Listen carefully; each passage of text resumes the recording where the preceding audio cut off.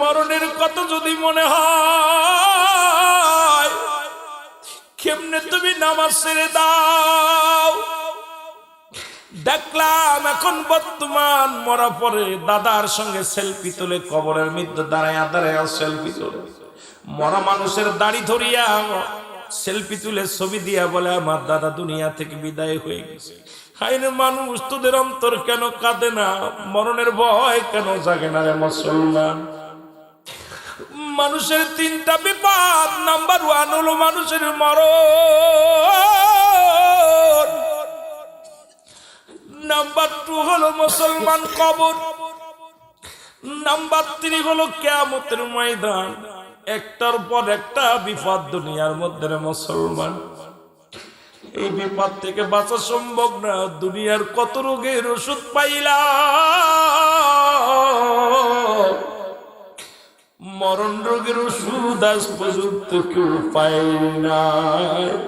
এই মরণের ওষুধ এখনো পর্যন্ত হয় না। এই মরণ হয়তো 100 বছর, 50 বছর, 80 বছর পর্যন্ত বাঁচবা। টাকা আছে, বিদেশ দেয়া চিকিৎসা হইয়া হয়তো 2 বছর আর দুনিয়ার মধ্যে জিন্দা থাকবা। বজন মানুষ আমেরিকা, লন্ডন নিয়ে তোমাকে চিকিৎসা করাইয়া হয়তো তোমার আল্লাহ পাক আর 2-1 বছর 50 দিন হায়াত বাড়াইয়া দিবে, তবুও মরা লাগবে। এই মরণের পেয়ালা পান করতে হবে, এর মধ্যে কোনো সন্দেহ নাই। জোরে জোরে চিল্লায় বলা যাবে না, ঠিক কিনা? আর একটু জোরে জোরে চিল্লায় বলা যাবে না, আল্লাহু আকবার। এ আমার ভাইরা, আমি যে কথা বলতেছিলাম, ইব্রাহিম আদম যিনি বালকের বাচ্চা ছিল গো, প্রতিনিয়ত প্রজাদেরকে কষ্ট দিত, প্রতিনিয়ত প্রজারা তার কথায় কষ্ট পেত, ব্যবহারে কষ্ট পেত, কর আদায় করত। আল্লাহ তাকে একটা সতী সাথী নারী দান করেছিল। বিবি তার ভালো একজন বিবি আল্লাহ তার দান করেছিল। বিবি প্রতিনিয়ত ডাক দিয়ে বলতেন, স্বামী রে, ও স্বামী, দুনিয়া ছেড়ে দাও, এই দুনিয়ার সব কিছু চূর্ণ বিচ্ছিন্ন করে দিবে আমার আল্লাহ। আল্লাহ কয় কুল্লু মান আলাইহা ফান, সব কিছু শেষ করে দিবে আমার আল্লাহ। আল্লাহ কয় বান্দারে, এই জমিনটা আমি রাখবো না, এই জমিনের মধ্যে যত মাটি আছে গো, সমস্ত মাটিগুলো আমি আল্লাহ পুড়ায়া তামা বানায়া দিব। এই জমিনের মধ্যে যত পানি আছে সব পানিগুলো পুড়ে হয়ে যাবে ছাই। যেদিন কিচ্ছু বলতে কিচ্ছু রবে না, থাকবো শুধু আমি আল্লাহ। আল্লাহ কয় বান্দারে, সেদিন থাকবো শুধু আমি আল্লাহ, আর আমি থাকবো আমার নবীর ভালোবাসা নিয়ে। এই জন্য সুন্নি ভাইদের অনুরোধ করি, তোমরাও থাকো আল্লাহর ভালোবাসা নিয়ে। আল্লাহর গোলাম হয়ে যাও, নবীর প্রেমিক হয়ে যাও। এই দুনিয়ার মুখাপেক্ষী না হইয়া আমার মৌলার গোলাম যদি হতে পারো, জীবনটা হবে ধন্য। মৌলার গোলাম যদি হতে পারো রে মুসলমান, তোমার জীবনটা হবে অতিও ধন্য। কারণ এই দুনিয়া কাদের জন্য চুরি করো, কার জন্য ডাকাতি করো, কার জন্য তুমি সুদ খাও, কার জন্য ঘুষ খাও, কার জন্য তুমি বেঈমানি করো, মুনাফিকি করো গো, কার জন্য মানুষকে ঠগাও, কার জন্য তুমি মানুষের মাথায় বাড়ি মারো, এই কার জন্য তুমি দালান কোটা বানাইলাও, এই সব কিছু তো পরে থাকবো, কিছুই নিবা না। এই দুনিয়ার সম্পদ খাইব লোকে, তোমার দেহ খাইব পোকে, তোমার দেহটা খাবে পোকামাকড়ে, আর দুনিয়ার সম্পদ খাবে মুসলমান লোকে। এই আপনি সম্পদ গড়ে গেলেন, বাড়ি থুয়ে গেলেন, ঘর থুয়ে গেলেন, সংসার জীবনে কত টাকা পয়সা রোজগার করলা, কত না সুদ খাইয়া ঘুষ খাইয়া এ মুসলমান কত টাকা উপার্জন করলা, লক্ষ লক্ষ টাকা হালাল ভাবে উপার্জন করিয়া 10টা টাকা ঘুষের টাকা লাগায়া দিলে ভিতরে ওই 100 মণ দুধের মধ্যে যদি একটু চুনা হয়, দুধটা যেমন নষ্ট হয়ে যায়। তুমি এত সরকার বেটা 1000 টাকা বেতন দেয়, তারপরও তোমার 20 টাকা সুদ ঘুষ না খাইলে চলে না। অফিসে বইয়া সুদ খাই না, ঘুষ না খাইলে চলে না। মানুষের সম্পদ নষ্ট করো, মানুষকে কষ্ট দাও। ভালো করে দিলের কান্ডা লাগায় শুনে নাও, এই সন্তান দুনিয়ার মধ্যে তোমার পাপের ভাগটা নিবে না, বাড়ি করলা, ঘর করলা, দুনিয়ার মধ্যে সম্পদ উপার্জন করলা, এই দুনিয়ার সম্পদ সব ভাগাভাগি হয়ে যাবে। ছেলে নিবে, মেয়ে নিবে, স্ত্রী নিবে, পরিবার পরিজন নেবে। যদি আপনজন কেউ না থাকে সরকার বহন করব, কিন্তু পাপের ভাগটা সরকারও নিব না, পাপের ভাগটা ছেলে নিবে না, মেয়ে নিবে না। তুমি অন্যায় করেছো, নামাজ ছেড়েছো, রোজা ছাড়ছো, হজ ছেড়েছো, যাকাত ছেড়েছো, অন্যায় পথে পা বাড়াইলা। এই দুনিয়ার মধ্যে যত পাপ তুমি জোগাড় করলা, এই দুনিয়ার মধ্যে পাপের একটা কানা করে বিবি নিবে না রে। তোমার পাপের ভাগটা তোমার ভাই নিবে না, পাপের ভাগটা তোমার স্ত্রী নিবে না, পাপের ভাগটা তোমার মেয়ে নিবে না, পাপের ভাগটা তোমার জামাই নিবে না, পাপের ভাগটা তোমার পরিবার পরিজন কেউ নিবে না, পাপের ভাগটা তোমার স্বামীও নিবে না রে মুসলমান। তাহলে কিসের জন্য এত পাপ করো, কিসের জন্য এত অন্যায় করো? একবার কি চিন্তা করছো মরণের পেয়ালা পান করা লাগবে, এই দুনিয়া থেকে বিদায় হওয়া লাগবে? চিন্তা যদি তোমার অন্তরের ভিতরে থাকে, জীবনেও তোমার অন্যায় করা সম্ভব নয়। জোরে জোরে চিল্লায় বলেন ঠিক কিনা? একটা পাপের ভাগ, একটা পাপের ভাগ কেউ নিবে না। সম্পদ ঠিকই নিবে, ছেলে নিবে নাই। যদি কেউ ছেলে না থাকে, মেয়ে না থাকে, প্রতিবেশী বহন করবে, এটা সরকার বহন করবে, দেশ বহন করবে। কিন্তু একটা পাপ যদি কোন হুজুরে এইটা পাপটা না, হুজুর কয় মাফ চাই। ছেলেরে কবি পাপটা নেই, কয় মাফ চাই। বিবিরে কবি পাপটা নাও, কয় না মাফ চাই। এইটা নিতে পারতাম না। তাহলে কিসের জন্য এত বাড়াবাড়ি, কিসের জন্য এত মস্তানি? কার জন্য সুদ খাও, কার জন্য ঘুষ খাও, কার জন্য এত লুকোচুরি? আহা, একবার যদি ভাবো রে মন, একটু ভাবলে পারে। আমার মন বলে, কোন ব্যক্তি যদি, এই জন্য অ্যারিস্টটল, সক্রেটিস বই লেখা পর বলছেন, নো দাই সেলফ, নিজেকে নিজে চিনতে হবে। মান রাফান নফস, নিজের নফসকে চিনতে হবে। কলবু সালিম, আত্মাটাকে প্রসিদ্ধ করতে হবে। আহা, হায় হায়, কেমন আত্মা বানাইছি, খালি দুনিয়া চায়। জোরে বলেন ঠিক কিনা? এমন একটা আত্মা বানাইছি, খালি বাড়ি চায়, গাড়ি চায়। বাড়ি হয়েছে কই গাড়ির দরকার, গাড়ি হয়েছে কই গাড়ি চলবো না, ভালো গাড়ির দরকার। বউ বালা হয়েছে, তারপরে মন চাই সেটা মানে ভালো একখান করতে পারতাম। কথা কইতেন নি? এই কথা কন না কেন? আহা, বেতন ৮০,০০০, চিন্তা করে ৯০,০০০ নিতে। আল্লাহ চাহিদা মিটে ঠাইর অর্থ। এই অর্থের জন্য মানুষ কত নিম্ন পর্যায়ে চলে যেতে পারে।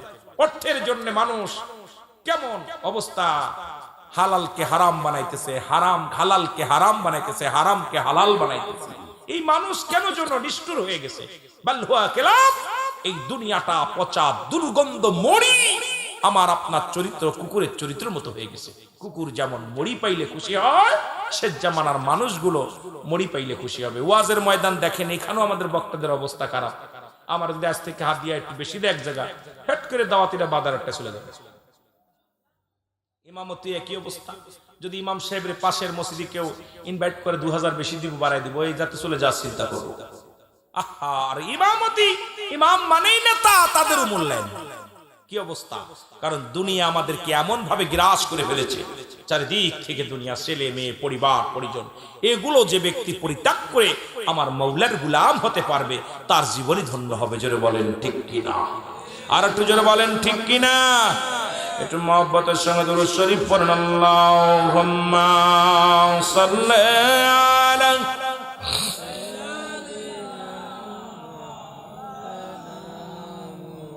দুরূদ শরীফ এরকম পড়লে হইব, ও আলা আলি সাইয়্যিদিনা।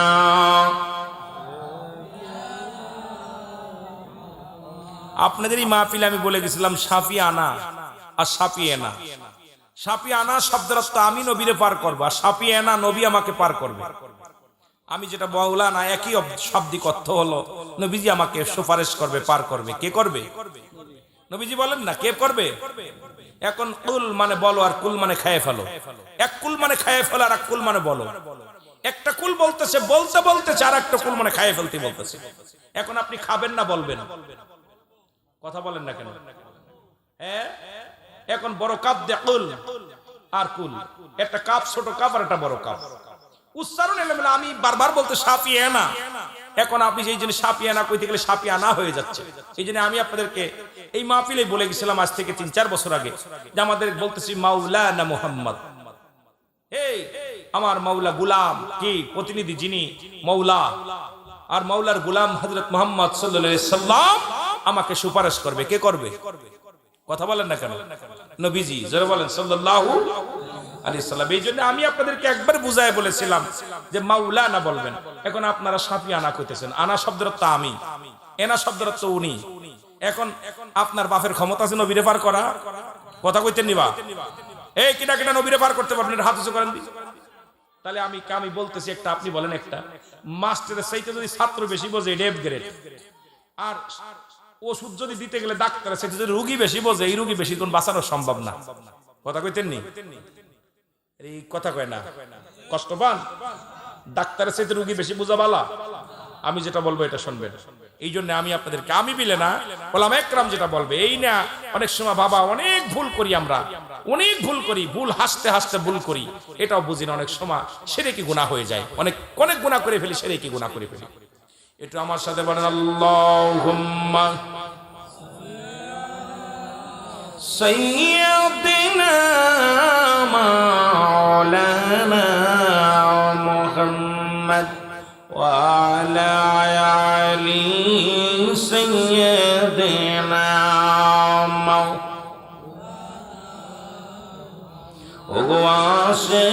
কিনারি বিন বলে কেমনে যাব মদিনায়।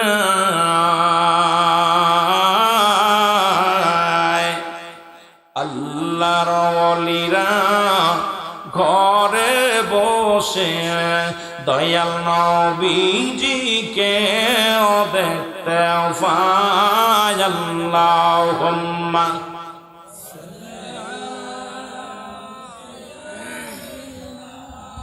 মাওলানা মুহাম্মদ আলা আলি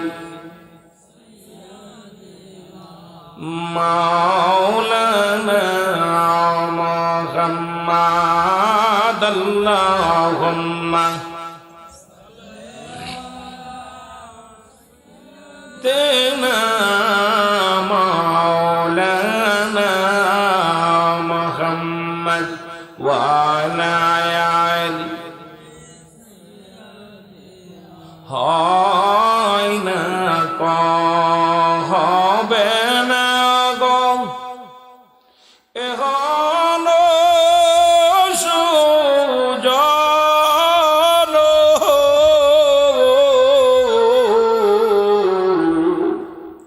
হয় নাই কো হবে না গো এখনো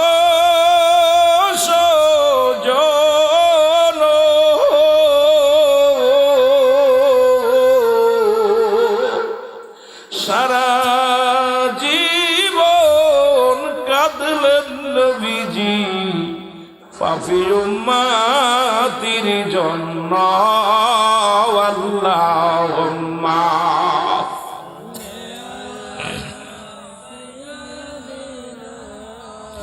মাওলানা মুহাম্মদ আলা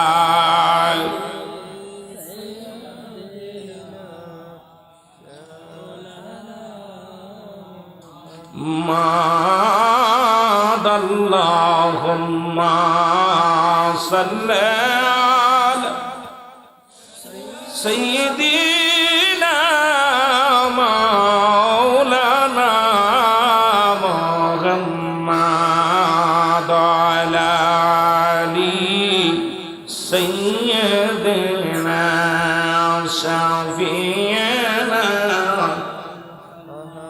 এ দুনিয়ার মুসলমান গভীর মনোযোগ।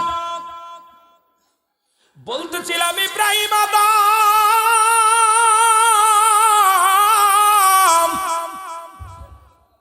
উনি এমন ভাবে মুসলমান, মরণের ভয় তার অন্তরে নাই, শরীয়তের বিধান মানে না। চিন্তা করে আল্লাহ তাকে একটা সতী সাথী নারী দান করেছিল। বলতেছিলাম তার বিবি চিন্তা করে স্বামীরে ডাকতে বলে, স্বামীরে আপনার কি মরণের ভয় জাগে না? একবার কি আপনার মরণের কথা অন্তরে জাগে না? কত মানুষ বিদায় হয়ে যায়, কত মানুষের দাফন করালেন, কাফন পরালেন, কত মানুষ বিদায় হইয়া অন্ধকার জগতে ঘুমায়া গেছে। স্বামী রে, একবার কি আপনার অন্তরের ভিতরে মরণের চিন্তা হয় না? একবার কি আপনার মরণের কথা স্মরণ হয় না? বালকের বাচ্চা ইব্রাহিম আদম কয়, বিবি রে, আমার অন্তরের ভিতরে কোনো মরণের ভয় নাই। ও বাবা শুনে নাও, একটু আমার মরণের ভয় জাগে না। ইব্রাহিম আদমের বিবি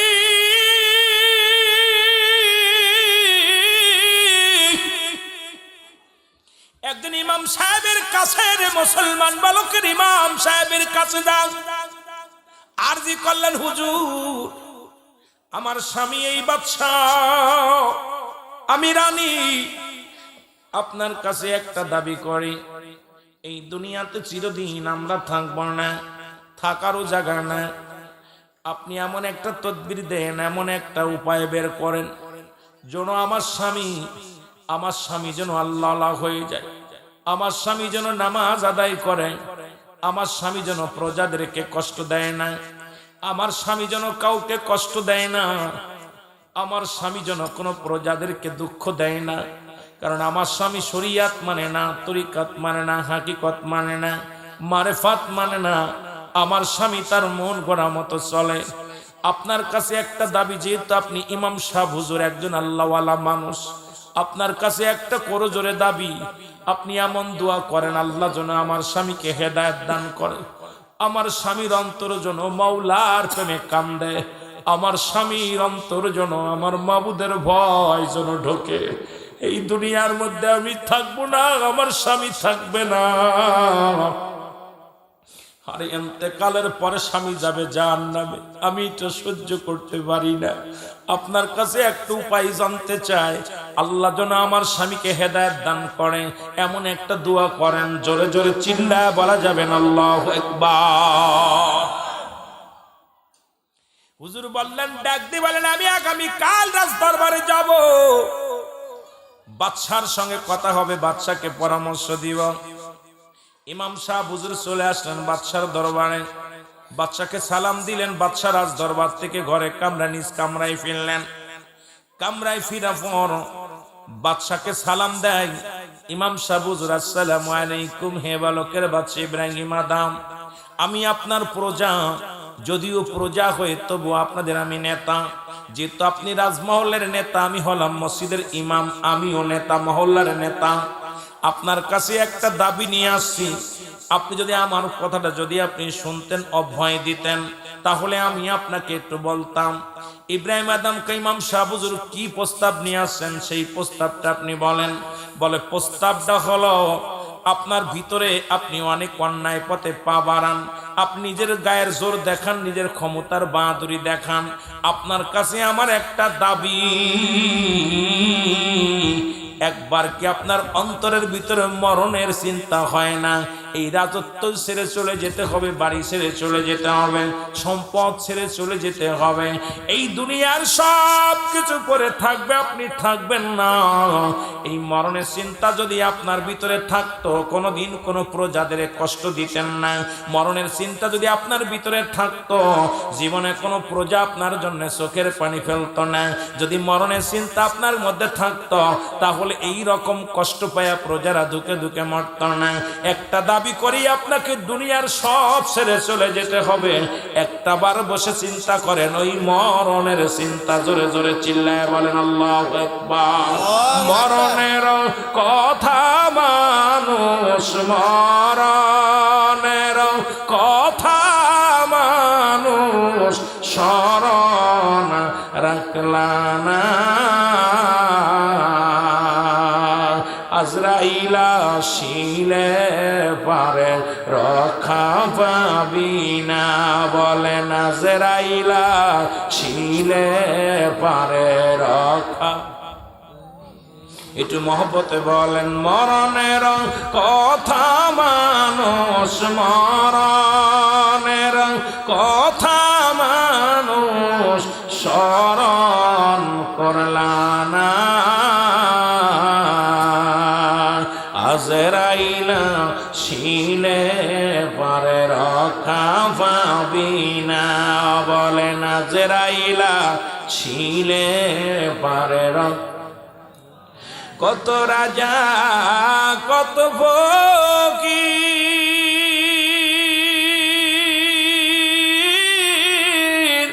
গেল সবে দুনিয়া সারি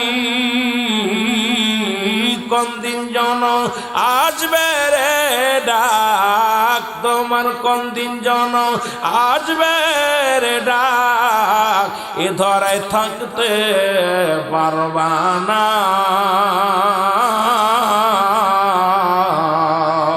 আজরাইলা ছিলে পারে রক্ষা পাবি না বলেন আজরাইলা ছিলে পারে রক্ষা মহব্বতে বলেন মরণের কথা মানুষ মরণের কথা মানুষ স্মরণ করলাম না আজরাইলা ছিলে পারে রক্ষা পাবি না বলেন আজরাইলা ছিলে পারে যেদিন সমান হবে দারি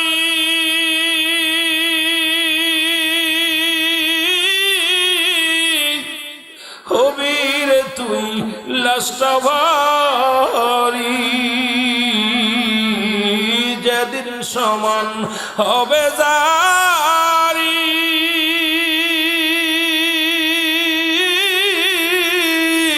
থাকবি রে ভাই ধরায় পরি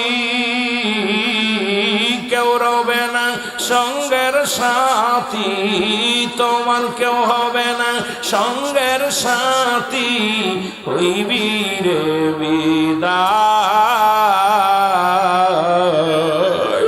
তোর কেউ হবে না সঙ্গের সাথী তোর কেউ হবে না সঙ্গের সাথী সবাই দিবে রে বিদায় আজরাইলা ছিলে পারে রক্ষা পাবি না বলেন আজরাইলা ছিলে পারে রক্ষা পাবি মরণের কথা মানুষ মরণের কথা মানুষ স্মরণ করলাম না আজরাইলা ছিলে পারে রক্ষা পাবি না বলেন আজরাইলা ছিলে পারে রক্ষা পাবি কোটি টাকার বাড়ি গাড়ি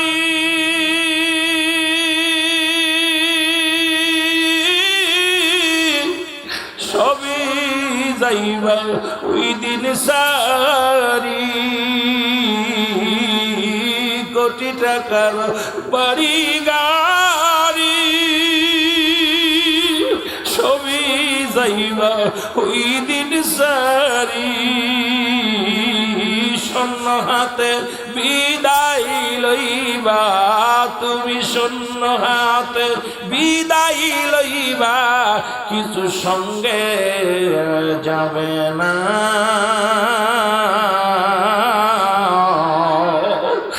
খালিয়াতে বিদায় লইবা তুমি খালিয়াতে বিদায় লইবা কেউ তো সঙ্গে যাবে না আজরাইলা ছিলে পারে রক্ষা পাবি না বলেন আজরাইলা ছিলে পারে রক্ষা পাবি না বলেন মরণের কথা মানুষ মরণের কথা মানুষ স্মরণ করলা না আজরাইলা ছিলে পারে রক্ষা পাবি না বলো আজরাইলা রাইলা শিলে পারে রক্ষা পাবি না।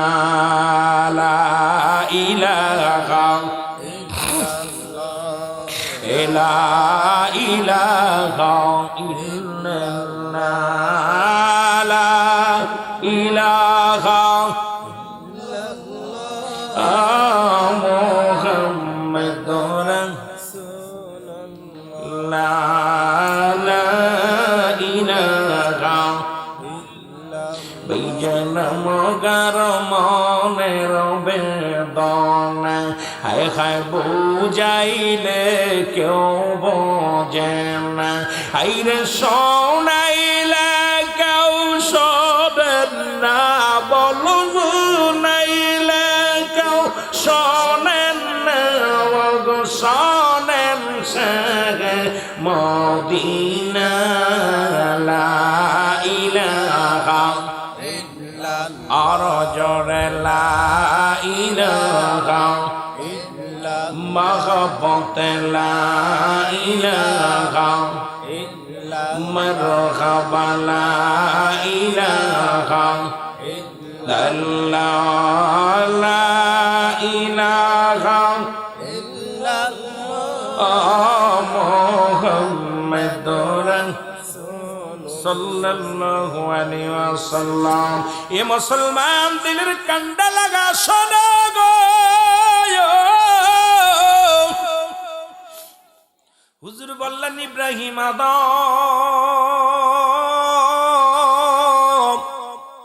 এত জুলুম ব্যভিচার অন্যায় তুমি করো, একবার কি মরণের চিন্তা করো না? ইব্রাহিম আদম কয় হুজুর আমার অন্তরের ভিতরে কোনো মরণের চিন্তা হয় না, একবারও মন বলে না আমি মারা যাব, একবারও আমার অন্তর কাঁদে না মরণের জন্যে, একবারও ভয় লাগে না, আমার অন্তরের মধ্যে মরণের চিন্তা হয় না। আল্লাহর মাহবুব বান্দা ডাকতে বলে হুজুর আমি আপনাকে একটা তদবির দেব, সেই তদবির হলো আপনি বেশি বেশি করে মরণের চিন্তা করবেন, ঘুম থেকে উঠে মরণের চিন্তা করবেন, ওই না দুপুর বেলা মরণের চিন্তা করবেন, রাত্রে বেলা মরণের চিন্তা করবেন, দেখবেন আপনি কোনোদিন অন্যায় পথে আর পা বাড়াইতে পারবেন না। বেশি বেশি মরণের চিন্তা করবেন, একটু বেশি বেশি করে মরণের চিন্তা করবেন। ইব্রাহিম আদম ডাক দি বলে হুজুর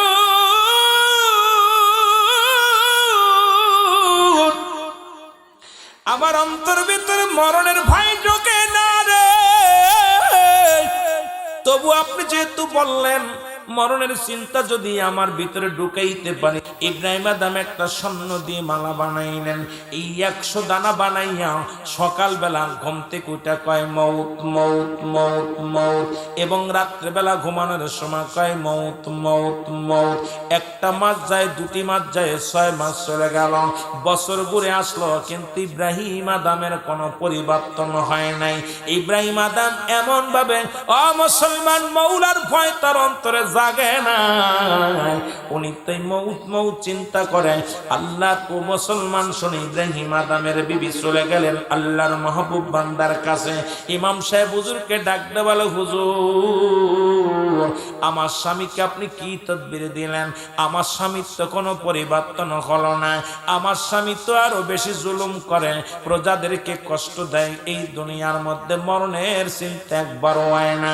এই আল্লাহর মাহবুব বান্দা ডাকতে আমি যাব আগামী দিন রাজদরবারে দেখে আসতে যাব। আগামী দিন চলে আসতেন রাজদরবারে আল্লাহর ওলি আল্লাহর মাহবুব বান্দা, জোরে বলো আল্লাহু আকবার। আল্লাহু আকবার। এর ইমাম সাহেব হুজুর বালকের বাচ্চা ইব্রাহিমের কাছে যে ডাকতে বলো হুজুর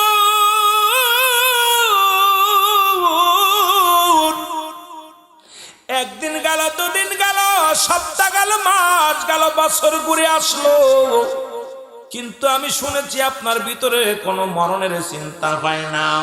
আপনার ভিতরে মরণের চিন্তা হয় না। আজকে আমার দেশের অনেক ভাই আছে দেখবেন সুদ খায়, ঘুষ খায়, একটা পা কবরে চলে গেছে, এখনো বাজারে গেলে সুবরি চুরি করে, এখনো একটা পা কবরে চলে গেছে, পরের জমিন ফসল ফটা খাওয়ায়, দুনিয়ার মধ্যে গরু ছাগল ছেড়ে দিয়ে মাথার মধ্যে টুপি থাকে, পরের ফসল নষ্ট করে, আবার নাতিরে বিয়ে করতে চাই, লাভ দে বুড়া পা গেছে কবরে একটা, এরপরও কয় নাতিরে বিয়ে করব, নাতনিরে বিয়ে করব। ওরে মুসলমান শোনো, কারণ আমাদের দেশেও অসংখ্য মানুষ এমনি আছে এখনো তাদের ভিতরে মরণের ভয় জাগে নাই, এখনো যে দাড়িগুলো পাক ধরেছে, আমার বুঝি মরা সিটি আইয়া গেছে, এই চিন্তা তার ভিতরে এখনো আসে না রে মুসলমান। এখনো নামাজ ছেড়ে দিয়া টিভি দেখে, বয়া বয়া দোকানের মধ্যে টিভি দেখে, দেখা যায় বেগানা মহিলার নিয়ে আড্ডা মারে, রং তামাশা করে, এখনো দাড়িগুলো ঢেকে ঢেকে টিভির সামনে বয়া বয়া চা খায়, কিন্তু আজানো দিকে হয়ে যায়, একবার অন্তরের ভিতরে মাওলার প্রেম নাই। এ মুসলমান বুড়া খুন্দুর হয়ে গেছে, টুপি মাথায় আছে, এ মুসলমান শোনো, হয়তো নামাজ আদায় করে, আসরের নামাজ বা মাগরিবের নামাজ, জোহর তো পড়ে না, মাগরিবও পড়ে না, ইশা পড়ে না, ফজরও পড়ে না, কারণ অন্তরের ভিতরে মাওলার প্রেম ঢোকে নাই, মরণের চিন্তাও আসে নাই। ওই ব্যক্তি কেমনে মাওলার বন্দেগী করবে? কারণ ওর ভিতরে ঢুকছে দুনিয়া, দুনিয়া ঢুকছে, ওই দুনিয়ার প্রেম যতক্ষণ পর্যন্ত ভিতর থেকে না জাগবে, ততক্ষণ যতক্ষণ পর্যন্ত দুনিয়ার প্রেম তোর ভিতর থেকে না সরবে, মাওলার ইবাদত করে শান্তি পাবে না। জোরে বলেন ঠিক কিনা? এখনো দেখি অনেক বুড়া মানুষ, বেটা বয়া বয়া দোকানে বয়া চা খায়, আসরের আজান চলে, আর ও চা খায় আর টিভি দেখে, আছে না বাবা? আরে ওর কি ভয় আছে জানে যে আমার দাড়ির পাক ধরছে, আমার কবরে ডাক আসছে? ওর ভিতরটা কেন এত এমন একদম অন্তরের ভিতরে কোনো প্রেম নাই, আল্লাহর বলতে চেহারার ভিতরে কোনো নূর নাই, যদিও কালো হয়, যদি নামাজটা ঠিক মতো 5 ওয়াক্ত সালাত আদায় করে, দেখবেন ওর চেহারার ভিতরে নূর সংখ্যায়। জোরে বলেন ঠিক কি? দেখবেন কালো, একদম তেলতেলে কালো, কিন্তু ভিতরটা দেখবেন যখন নামাজি ব্যক্তির মুখের দিকে তাকাইবেন, ভিতরে একটা নূরের ছায়া, ভিতরে থেকে একটা নূরের তাজাল্লি বাইর হয়। জোরে বলেন ঠিক কিনা? কারণ 5 ওয়াক্ত নামাজ যখন ওযু করে, 5 বার পানি লাগায় মুখের ভিতরে, নাকের ভিতরে, হাতের ভিতরে, ওই বিছানার একটা মানুষ যদি একবার 2 বার গোসল করে, গোসল করলে সে গায়ের ময়লাগুলো পরিষ্কার হয়ে যায়।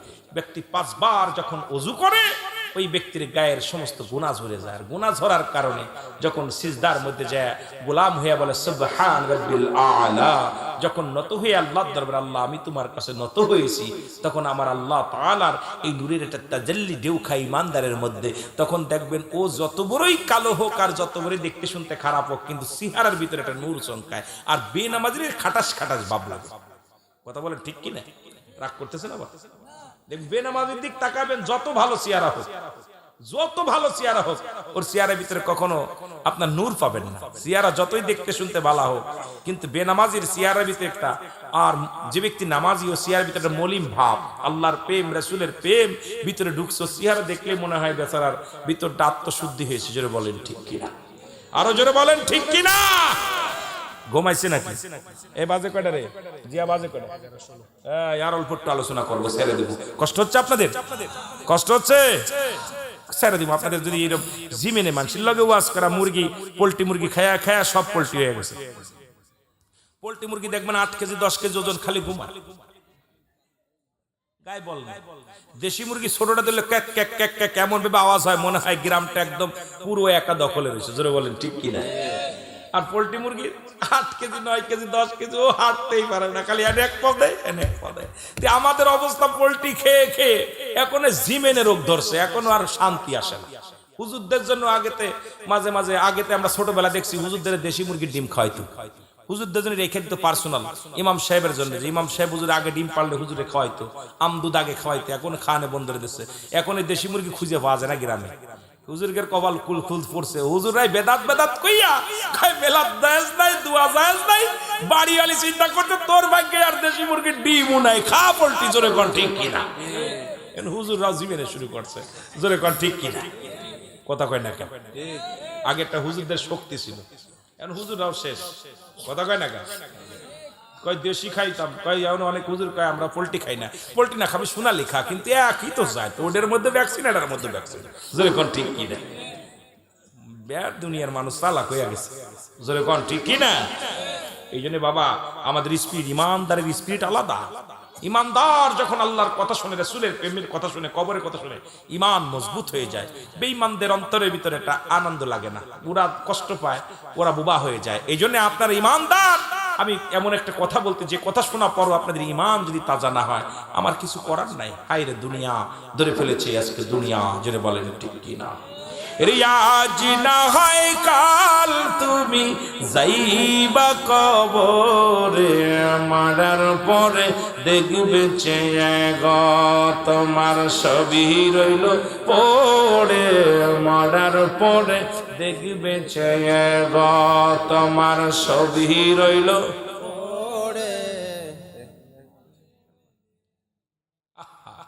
মৃত্যু ব্যক্তি তখনও টের পায় না যতক্ষণ পর্যন্ত কবরে না আসবে। উনার রুহুটা চলে গেলে উনি মনে করে যেমন স্বপ্নের মধ্যে আপনারা মৃত্যু দেখেন না, মরণ ব্যক্তি ঠিক একই অবস্থা। যখন তার রুহুটা চলে যায়, আপনজন যতক্ষণ পর্যন্ত গোসল করায়, সাবান মাখায়, কাফন পরায়, ততক্ষণ পর্যন্ত টের পায় না। যখনই উনি কবরে রাখবেন তখন টের পায়। যখনই কবরে রেখে ওঠে তখনই উনি টের পায় যে আমি এই মনে হয় শেষ বিদায়। তখন যেমন ঘুম থেকে স্বপ্নের মধ্যে যেমন স্বপ্নে দেখেন দাবড়াইতেছে, উঠার জন্য, দৌড়ানোর জন্য, পালানোর জন্য চেষ্টা করেন, তখন ওই ব্যক্তি আর উঠতে পারে না। তখনই যখন টের পায় তখনই কান্না শুরু করে দেয়, কান্না জড়িত দেয় মরণ ব্যক্তি। যখনই তার আগে টের পায় না, যখন রুহুটা চলে যায় ও ঘুমায় আসে, কেন আপনজন পাশে আছে, ভাই বন্ধু ছেলে মেয়ে সবই তো আমার পাশে আছে, ততক্ষণ পর্যন্ত টের পায় না। গোসল করায় টের পায় না, আমার গোসল করাইতেছে, ওই একই রকম স্বপ্নের মতো। এরপরে যখন কাফনের কাপড় পরায় তখনও টের পায় না, তখনও চিন্তা করে আমার আপনজন তো পাশে আছে, আমি তো একা না। যখনই তাকে একা রেখে ওই যখনই কবর গোরস্থান থেকে যখনই মানুষ বিদায় হয়, তখনই ও জাগ্রত হয়ে যায়, তখনই রুহুটা আবার ভিতরে আসে, তখন ও পাগল হয়ে যায় উঠার জন্য, কিন্তু আর উঠতে পারে না, কথা বলতে পারে না, আর ওঠা সম্ভব নয়। স্বপ্নের মধ্যে বুবায় ধরলে যেমন অবস্থা হয়, ঠিক একই অবস্থা। এটা নিয়ে আলোচনা করলে অনেক বাইর হবে, তবে এটা নয়। রিয়াজ না হয় কাল তুমি যাইবা কবরে, মারার পরে দেখবে চেয়ে গো তোমার ছবি রইল পড়ে, মারার পরে দেখবে চেয়ে গো তোমার ছবি রইল। এর দাদাই গেছে, বাবাই গেছে, কেউ আসলো না ফিরে, তোমার তো যাইতে হবে গো ভাইরে অন্ধকার কবরে, তোমার তো যাইতে হবে রে। আয় হায় দাদাই গেছে, বাবাই গেছে, দাদাই গেছে, বাবাই গেছে, কেউ আসলো না ফিরে, তোমার তো যাইতে হবে গো ভাইরে অন্ধকার কবরে, তোমার তো। আরে কোন শ্রদ্ধার মতো আপনারও যেতে হবে, আমারও যেতে হবে। কদিন হয়তো দুদিন পরে, নাই দুদিন আগে। এ মুসলমান গভীর মনোযোগ। হুজুর এসে ডাকতে বলে, হুজুর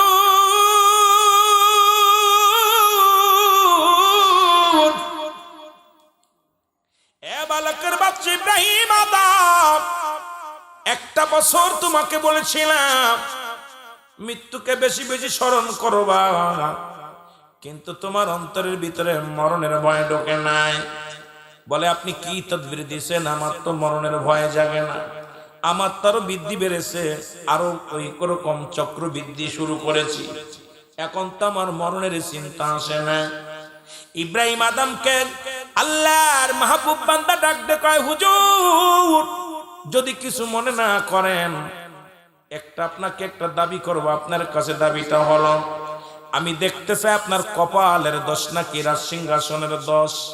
এই চেয়ারের মধ্যে বইয়া বুঝি আল্লাহরে ভুইলা যান, মরণের কথা ভুইলা যান। আরে দেহটা ভালো, এই জন্য তুমি আমার মরণের ভয় করে না। একবার যখন অসুস্থ হয়ে যাও, বারে বারে ডাকো আল্লাহ তুমি দয়া করো, মা দয়া করো, বাবা দয়া করো, ডাক্তারখানায় লয়ে যাও, হাসপাতালে লয়ে যাও। আর যতক্ষণ পর্যন্ত তোমার দেহ সুস্থ থাকে ততক্ষণ পর্যন্ত মওলা আর ভয় জাগে না। জোরে জোরে বলেন ঠিক কিনা? ইমাম সাহেব ওদের ডাকতে বলে, আল্লাহর বান্দা শোনো, একটা কাজ করো। কয় কি কাজ? কাজটা হলো ওই রাজ সিংহাসন আপনি ছেড়ে দেন, আমি দেখবো পরীক্ষা করে আপনার কপালেরই দোষ নাকি রাজ সিংহাসনের দোষ। এই চেয়ারটা বড় খারাপ রে বাবা, এই চেয়ারটা পাইলে কেউ ছাড়তে চায় না। এই বাংলাদেশে একবার তত্ত্বাবধায়ক সরকার ফখরুদ্দিনে দেয়া হলো, ওরে 3 মাসের ডাং টানতে টানতে 2টা বছর কাটায়া দিল, তবুও চেয়ার ছাড়তে চায় না। এই চেয়ারে বড় মজা, এই চেয়ারটা পাইলে এই দুনিয়ার সব বলে যায়। চিন্তা করেন আমার আগামী দিন কি হবে এটা তার মনে থাকে না। ওই ফখরুদ্দিনে বড় আশা করে বানাইলাম আমরা তত্ত্বাবধায়ক সরকার, মনে কিছু করবেন না বোঝানোর জন্য বলে যায়। আবার বলতে পারেন হুজুর বুঝি রাজনীতি করতে এসে, না রাজনীতি করতে আসি নাই, ওই ফখরুদ্দিনে বানাইলাম বোঝানোমান কেয়ারটেকার সরকার। এই 3 মাসের সরকার বানাইলাম, 3 মাসের মধ্যে নির্বাচন দিবা, কিন্তু উনি গদিটার মধ্যে বইয়া মজা পাইলেন। উনি 1 মাস 3 মাস 4 মাস 6 মাস চলে যায় ছাড়ে না, বছর চলে যায় ছাড়ে না, এর 2 বছর পার হয়ে যায় তবু হানা ভোট দেয়। চিন্তা করে ওই গদিটা ছাড়া যাবে না, ওই গদিতে বড় মজা। আজকে আমার দেশ নাই গোটা পৃথিবীর মধ্যে যখন ক্ষমতার লোভী সব মানুষ, এই দুনিয়ার এমন একটা চেয়ার পাইলে আর কেউ চেয়ার ছাড়তে চায় না, এই চেয়ারের মধ্যে মজা পায়। আর এই দুনিয়ার সুদ ঘুষ খাইয়া মস্তানি কইরা বড় নেতা হইতে চায়। চিন্তা করে আমি বড় নেতা, আমি বড় খেতা, আমার মতো নেতার কেউ নাই, আমি এমপি সাহেব, মন্ত্রী সাহেব, আমি চেয়ারম্যান, আমি মাতবার। আরে মুসলমান শুনে নে, তোর মাতবাড়ি চলবে না, চেয়ারম্যানই চলবে না, এমপি চলবে না, মন্ত্রী চলবে না, প্রধানমন্ত্রিত্ব চলবে না। যেদিন তোর নিঃশ্বাস ত্যাগ হয়ে যাবে, যেদিন তোর দম বন্ধ হয়ে যাবে, সেদিন এই ধরাধাম থেকে যেদিন বিদায় লইয়া যাবি, 3.5 হাত কবর হবে একমাত্র তোর ঘাটি। জোরে জোরে বলেন ঠিক কিনা? এই লোভটা বড় খারাপ। করে ফখরুদ্দিন রে বানাইলাম আমরা দেখেছি, জোরে বলেন। এখন 2 দলে গুতাগুতি করে, কয় তত্ত্বাবধায়ক সরকার ছাড়া নির্বাচন আইতাম না, কয় তত্ত্বাবধায়ক সরকার দিতাম না।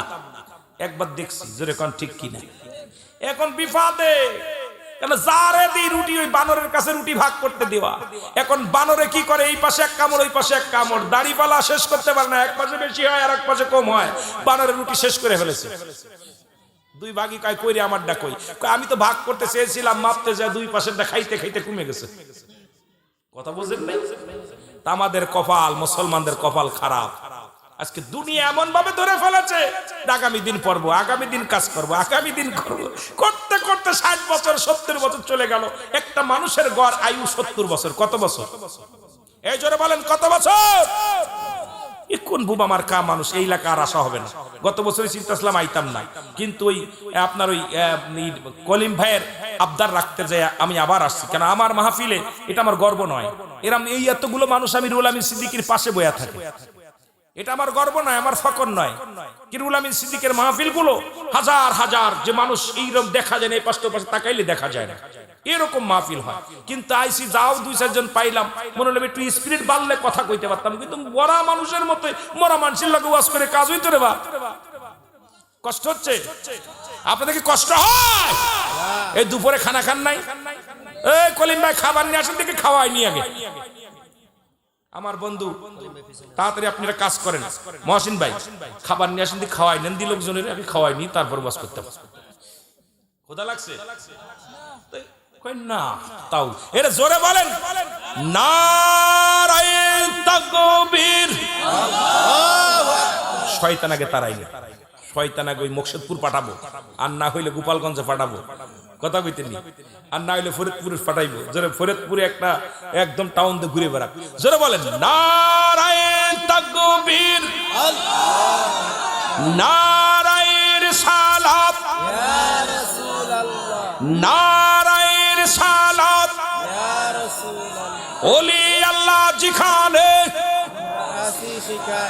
নবী রাসূল জিখানে, এই মিলাদ কিয়াম জিখানে, নবী নাই জিখানে। আওয়াজ একটু জোরে দিলে তার মানে আধা ঘন্টা কথা কমুক, আর অল্প একটু কথা কমুক। প্যাকেট হয়ে গেছে ইনশাল্লাহ, আপনাদের আর সামান্য একটু। আমিও ছাড়তেছি, আমি যত আগে ছাড়তে পারি আমারই লাভ, আপনাদের লাভ না আমারই লাভ। তবুও চাইতেছিলাম যে একটু প্রাণ ভরে ওয়াজ করবো, কিন্তু এই বুবা মানুষের লগে কথা কই আমার মজা হয় না। একটু মহব্বত দুরূদ শরীফ পড়ুন। আল্লাহুম্মা সাল্লি আলা সাইয়্যিদিনা মুহাম্মদ নবিয়িনা শাফিঈনা। আরো জোরে বলেন আল্লাহুম্মা সাল্লি আলা সাইয়্যিদিনা এর নবিয়িনা শাফিঈনা।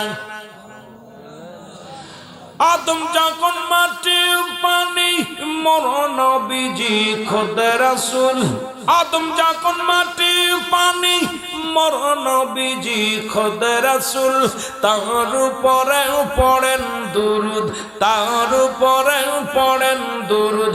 আল্লাহ ফেরেশতা কুল আল্লাহুম্মা সাল্লি আলা সাইয়্যিদিনা এর নবিয়িনা শাফিঈনা মাওলানা মুহাম্মদ। আল্লাহুম্মা সাল্লি আলা সাইয়্যিদিনা মুহাম্মদ জোরে এর নবিয়িনা শাফিঈনা মাওলানা মুহাম্মদ। উড়ে যাও রে রাতের হাওয়া, যাও রে উড়ে মদিনায়। উড়ে যাও রে মাগুরার হাওয়া, যাও রে উড়ে মদিনায়। এ গোলামের সালাম খানি, এই আশিকের সালাম খানি মদিনায়। আল্লাহুম্মা সাল্লি আলা সাইয়্যিদিনা মুহাম্মদ এর নবিয়িনা শাফিঈনা মাওলানা মুহাম্মদ। আল্লাহুম্মা সাল্লি আলা এর নবিয়িনা শাফিঈনা মাওলানা মুহাম্মদ। তেসাটি কাল কাঁদেন নবী সকলে উম্মতের লাগি। তেসাটি কাল কাঁদেন নবী সকলে উম্মতের লাগি। এখনো কাঁদেন নবী, এখনো কাঁদেন নবী শুইয়া সোনার মদিনায়। আল্লাহুম্মা এর নবিয়িনা শাফিঈনা মাওলানা মুহাম্মদ। এ মুসলমান যে কথা বলতেছিলাম গো,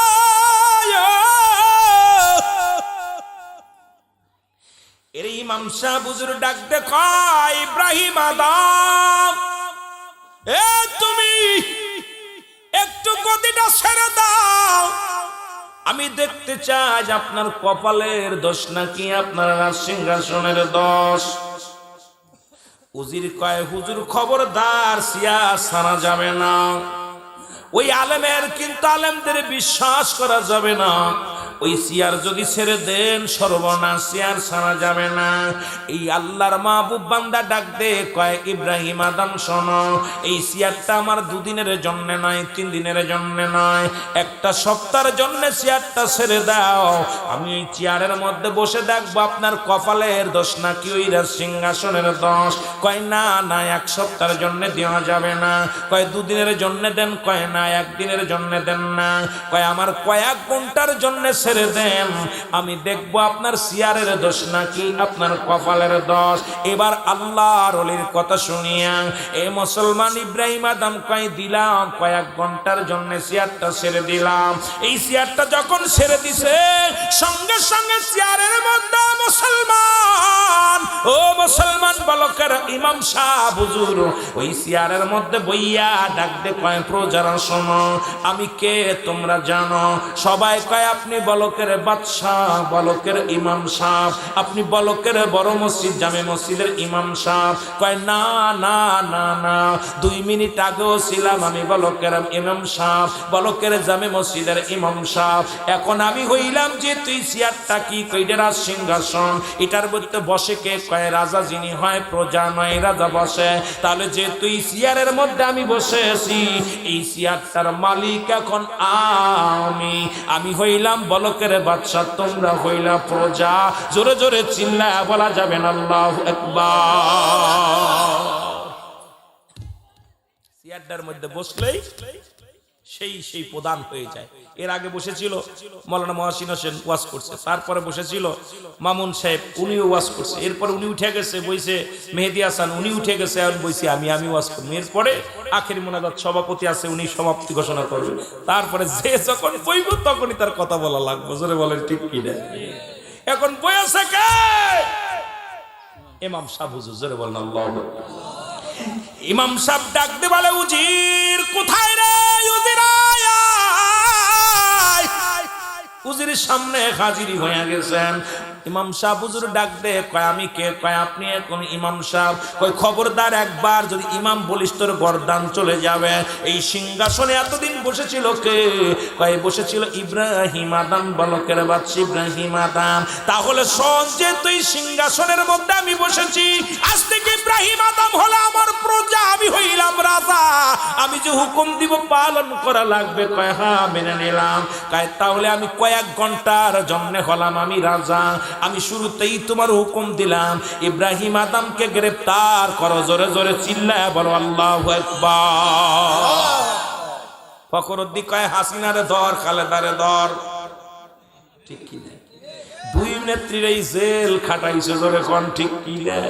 এখন দুই নেত্রী কয়, ও কয় আমি তত্ত্বাবধায়ক সরকার চাই, আর ও কয় তত্ত্বাবধায়ক সরকার দিতে আমি রাজি নয়। কেন দিব না? কারণ দুজনেই জেলের ভাত খাইছে আমাদের মনে আছে, সুতরাং যাই না শুনে আর খাল কেটে কুমির আনতে রাজি নয়। জোরে জোরে চিল্লায় বলেন ঠিক কি না?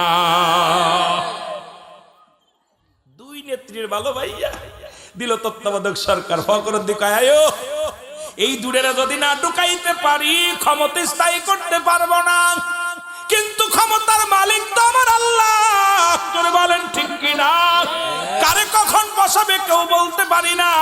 ওদিকে গেলে আবার সকালবেলা পুলিশ বাহিনী আমার হাতের মধ্যে হ্যান্ডকাপ পরাইব, কইব হুজুর আইয়া রাজনীতি আলোচনা করছে, হুজুর আইয়া দেশের বিরোধিতা করছে। না রে বাজান না, আমি গুনাহগার, দেশের বিরোধিতা করি না, উচিত কথাটা বলি, হয়তো কারোর গায়ে পড়ে যায়, পড়ে গেলে কিছু করার নাই, কারণ কিয়ামতের ময়দানে আল্লাহর আদালতে জবাব দিতে হবে। আল্লাহর আদালতে আমি কি জবাব দিব? আমার জিহ্বা কাটবে আগুনের কাছে দিয়া। এই জন্য কিছু কথা না বললে আমার আল্লাহ ছাড়বে না। জোরে জোরে চিল্লায় বলেন ঠিক কিনা? আর একটু জোরে জোরে চিল্লায় বলা যাবে না আল্লাহু আকবার। এর ইমাম সাহেব হুজুর ডাকতে বলে, হুজুর রে জলদি করে গ্রেফতার কর, ইব্রাহিম আদমকে গ্রেফতার কর। হুজুর কয়, হুজুর এটা কেমনে হয়? সারা জীবন যার হুকুম শুনে আমি তালিম করেছি, হুকুম তালিম করেছি, আজকে আমি প্রজা হইয়া প্রধানমন্ত্রী হাতে হ্যান্ডকাপ কেমনে পরাইব? কয় বেশি কত না, আমি হুকুম দিছি, এখন আমি প্রধানমন্ত্রী গ্রেফতার করো। সঙ্গে সঙ্গে ইব্রাহিম আদমের হাতের মধ্যে হাত করা লাগায়া দিছে। হাত করা লাগায়া দিয়া কয়, জল্লাদ কোথায় রে? জল্লাদ আগায়। আমি হুকুম দেওয়ার সঙ্গে সঙ্গে ইব্রাহিম আদমের গর্দান ফেলে দিবি, একটা সেকেন্ড আর বাঁচায় রাখা যাবে না। জোরে জোরে চিল্লায় বলো আল্লাহু আকবার। জল্লাদ তরবারি নিয়ে হাজির, সুবহানাল্লাহ বলেন না? এরা জল্লাদ তরবারি নিয়ে সামনে হাজির হয়ে গেছে গো। ইব্রাহিম আদম তরবারি দেখিয়া চিন্তা করে, মনে মনে চিন্তা করে, আল্লাহ নিজের পায়ে নিজেই কুড়োল লাগাইলাম, নিজের খাল কেটে কুমির আনলাম, এখন হুজুর তো হুকুম দিলেই গর্দান চলে যাবে। এইবার থরথর করে গা কাঁপে, থরথর করে গা না থরথর করে কাঁপে, জর্জর করে ঘাম ঝরে, দরদর করে চোখ দিয়া পানি ঝরে। এর দু চোখ দিয়া পানি ঝরে, কাল্লা নিজের কপাল নিজে পুড়াইলাম, আর হাত কাঁপে, জীবনে খোলা তরবারি নিয়ে দাঁড়ায় আছে, এখন হুকুম দিলে গর্দান চলে যাবে।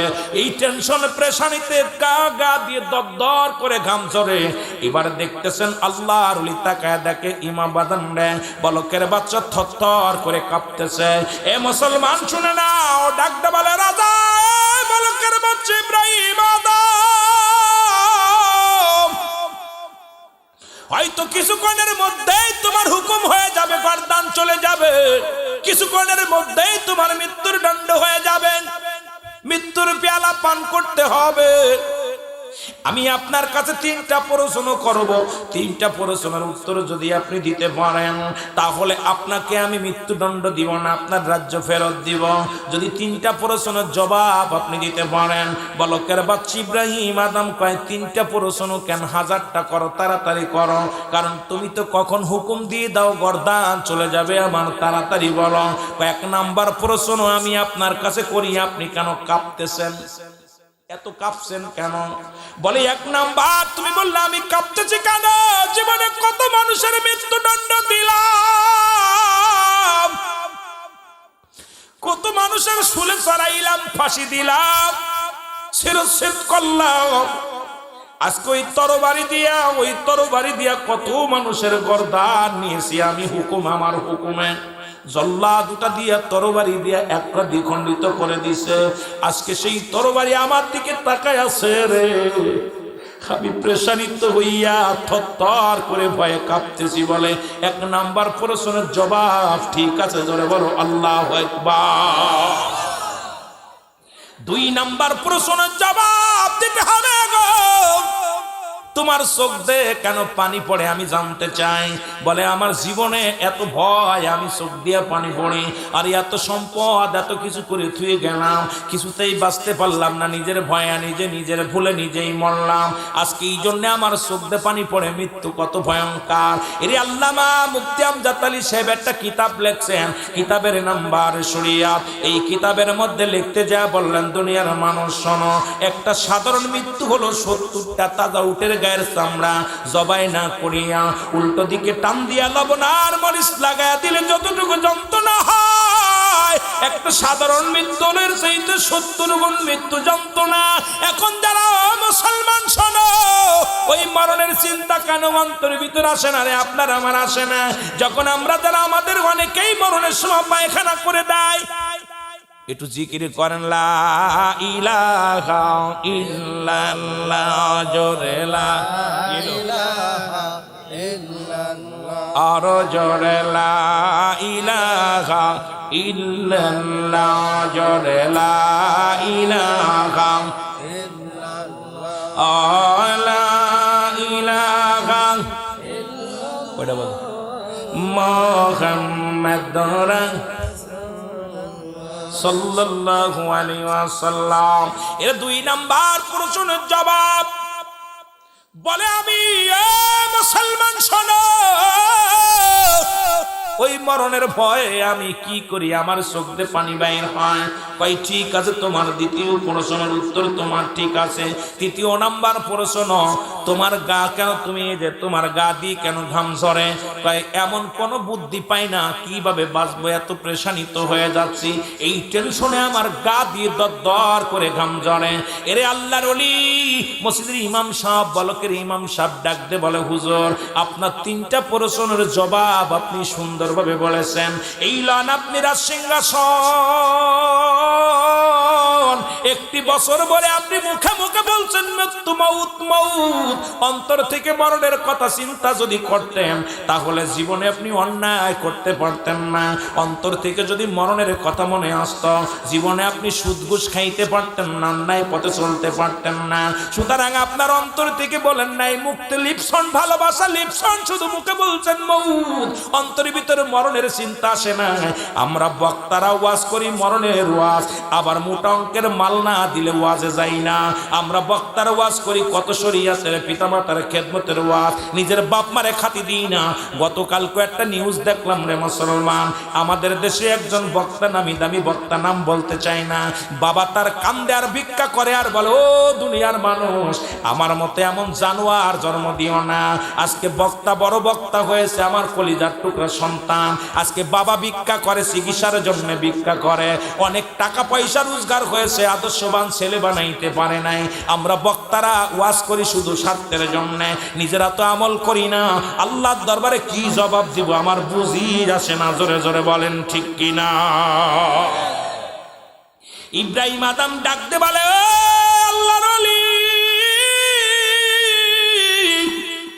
আমি আর সিংহাসনে বসবো না। ওরে যেখানে বসলে আমার মরণের চিন্তা হয় না, যেখানে বসলে আমার মাওলার ভয় জাগে না রে, কবরের ভয় জাগে না। আমি দুনিয়ার মধ্যে এমন চেয়ার চাই না, এমন সিংহাসন চাই না। ও প্রজারা, তোমরা যে যা পারো নিয়ে যাও, তোমাদের যা খুশি তাই করো। আমি বলকের বাদশা ইব্রাহিম আদা আমার একটা সেকেন্ডের জন্য, একটা দিনের জন্য আমি আর চেয়ারের মধ্যে বসতে চাই না। যে চেয়ারের মধ্যে বসলে আমার মরণের ভয় জাগে না, যে চেয়ারের মধ্যে বসলে আমার আল্লাহর ভয় জাগে না, যে চেয়ারের মধ্যে বসলে আমি আমার ইনসাফ ভুলে যাই, আমার ইনসাফ ভুলে যায়। যার যার বিবেক হলো, যার যার ইনসাফ, এই বিবেকের মধ্যে বিবেকটা মরে যায়, এমন আমি এই চেয়ার চাই না যেখানে গেলে আমার মাওলারে পাওয়া যায়, যেখানে গেলে আমার মাওলারে পাবো, যেখানে গেলে আমার অন্তরটা মাওলার ভয়ে কাঁদবে, যেখানে গেলে আমার মরণের চিন্তা অন্তরের ভিতরে থাকবে রে। আমি ইব্রাহিম আদম সেই জায়গা যেতে চাই। ও প্রজারা রে, আমি আর একটা দিন তোমাদের রাজা হয়ে থাকতে চাই না, আমি আমার মাওলার গোলাম হতে চাই। জোরে জোরে চিল্লায় বলেন আল্লাহু আকবার। একটা বইয়ের মধ্যে দেখলাম ইব্রাহিম আদম উনি ওনার উজির উট হারাই গেছে, খুঁজতেছে, ওই ছাদের উপর দিয়ে খুঁজতেছে। কিসের উপর দিয়ে? ছাদের উপর দিয়ে খুঁজতেছে, উট খুঁজতেছে। আর কয়ে তুমি কি করো? হুজুর আমি উট খুঁজতেছি, আমার উট হারাই গেছে। উট হারাই গেছে ছাদের পর কেন? কয় আপনি যদি গদির মধ্যে বয়া আল্লাহরে পাইতে পারেন, তা আমি ছাদের মধ্যে উট পাইতে পারি। কথা বলছেন? আরে সঙ্গে সঙ্গে ইব্রাহিম আদম কাহারে আমার চোখ খুইলা দিছে রে, আমার চোখ খুইলা দিছে। আমার কোথায় মারছে কোথা দেখছে? আল্লাহকে পাইতে হলে গদির মধ্যে বইয়া, এসির মধ্যে বইয়া সম্ভব না। আল্লাহকে খুঁজতে হলে আল্লাহকে অন্বেষণ করতে হবে। জোরে বলেন ঠিক কিনা? আল্লাহর পাগল হতে হবে। আমার বাবারা ছেড়ে দিছে। দেখ না ফরিদ করিল দান, অমূল্য চক্ষুর ইব্রাহিম সারিয়া দিল মহামূল্য সিংহাসন। আমার পীর কেবলা জান বলতেন, আত্মশিল্পীর কেবলা জান বলতেন, দেখ না ফরিদ করিল দান, অমূল্য চক্ষুর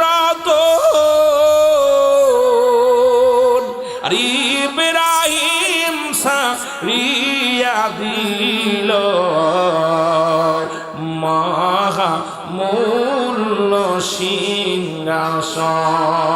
বলেন ইব্রাহিম সারিয়া দিল মহামূল্য সিংহাসন। আহা, আল্লাহকে পাওয়ার জন্যে মানুষ সব ছেড়ে দিছে, ঘুম ছেড়ে দিছে, আহার ছেড়ে দিছে, নিদ্রা ছেড়ে দিছে। এই যে বয়া বয়া পাগল হইয়া, পাগল আল্লাহরে পাইতে হলে এই দুনিয়ার মধ্যে আল্লাহকে পাওয়ার জন্য সব আশিকরা সবকিছু ছেড়ে দিছে, একমাত্র আল্লাহর জন্য পাগল লেগে। জোরে বলেন ঠিক কিনা? সে আল্লাহকে পাইতে যদি পারি, আমার জীবন আপনার জীবন ধন্য। জোরে বলেন ঠিক কিনা? আল্লাহ আমাদের বুঝার তৌফিক দান করুক। আমরা নবীজিকে একটু সালাম জানাই।